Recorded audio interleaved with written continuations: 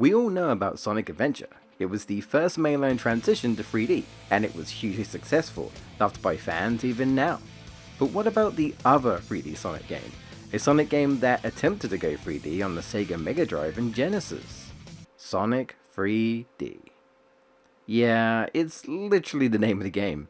The Why Video Games show where I continue to sell you on any game. And as we know, Sonic doesn't always have big hitters. However, this version of Sonic 3D is different. A game that surprisingly got updated to the point where people consider it the definitive way to play Sonic 3D. And that's the one we're looking at today. So, get your blast pressing out of the way as I sell you on Sonic 3D Blast DX. Have you ever considered a unique Sonic game experience? One that's more on exploring and collecting, set around Sonic's animal friends, the Flickies, in an isometric 3D world in which technical-wise was really impressive at the time? Enter Sonic 3D, and although we are looking at the Mega Drive version that's been updated, there's also a Saturn version that I will cover later. But before we talk about improvements, we have to talk about the base game. Sonic must explore the island home to the Flickies and rescue them from Dr. Robotnik. Run around the levels destroying robots to free the Flicky and then collect them in order to proceed. Once you have gotten all 5, you can enter the gold ring to continue or finish the level.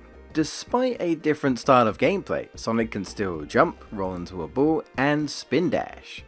Basically a better version of Sonic Labyrinth. You can find rings and monitors as usual, however there's 2 new shields, one that's similar to Sonic 3 and one that's completely unique.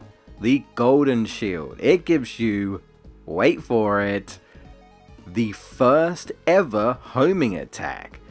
Because of that alone, it's the best shield in the game. We also have a fire shield. I mean, it does what it says on the tin, protects you against fire. Makes levels like Volcano Valley much easier. Collect 50 or more rings and find Knuckles or Tails for your chance to get a Chaos Emerald. And if you've ever had a hard time with special stages, then these are for you. Probably the easiest special stages in any Sonic game.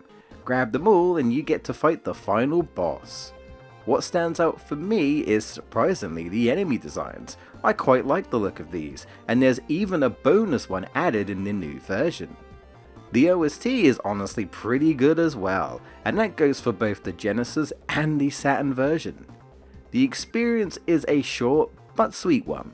There's definitely secrets for you to find if you look for them. Snow level lovers rejoice! This game also has a pretty good ice themed stage. And then there's the DX version. We've got a completely new menu here. You can save through the password system, there's even a level editor, in a Sonic game, and it's not the 2D games? Well, either way, that's still pretty cool. Time attack mode for those who want to challenge themselves. If you want to play the OG, that's an option as well. But why would you? The better version is right here. Updated collision, better camera to see things ahead, easier to pick up flickies, a hub in between stages which allows you to go back to previous levels. Improved control, supersonic. Yeah, that wasn't a thing in the original, believe it or not, but it's here now, with a homing attack to boot. Bug fixes, difficulty tweaks, probably even more than I didn't even notice. Shoutouts to John Burton, because we have him to thank for, and he was one of the original programmers for the game. Crazy, but awesome. Sonic 3D DX is the way to play now. You can play this by owning Sonic 3D on Steam and then heading over to the Sega Genesis workshop and installing this mod. I'd highly recommend checking this out, especially if you didn't like the original. A brief talk about this Saturn version of Sonic 3D. The main differences you will probably notice is the visual upgrade, dare I say better than the Genesis counterpart. The checkerboard floor has a lot more detail, and they even added environmental effects like rain and snow. Not to mention completely different special stages based on Sonic 2's half-pipe. Don't worry, I'd say these are way better than Sonic 2's, and the music is super catchy. I used to own the PC version back in the Windows XP day.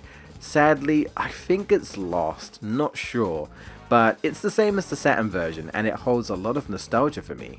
Sonic 3D Blast DX is definitely an improvement, but at the same time, it's still Sonic 3D. Some people aren't a fan of the isometric view and look. The controls do take a bit of getting used to, and the gameplay isn't like 2D Sonic or any of the 3D games. However, the update fixes most of the game's problems. But they also do something I really don't like. In the original, you could get at least 2 Chaos Emeralds per zone. However, in the DX version, they've restricted you to 1 Chaos Emerald per zone. It's not that the special stages are hard, it's just that the later zones make it harder to get 50 rings, and then you have to keep those rings until you find Tails or Knuckles. I found out the hard way in Puppet Panic. I actually disagree with this change. Usually I'd have all the emeralds by Diamond Dust, but now I am forced to get the last emerald on the very last zone, which means you don't have much time to play as Super Sonic, unless you revisit a stage. It's unfortunate, but I can't deny that it's a personal thing, and most people probably won't be bothered by this. The fact that this game even got updated some years back is quite something, definitely unexpected, but very welcome all the same. If you haven't seen my Sonic Adventure video, click it on screen now, and I'll see you next time.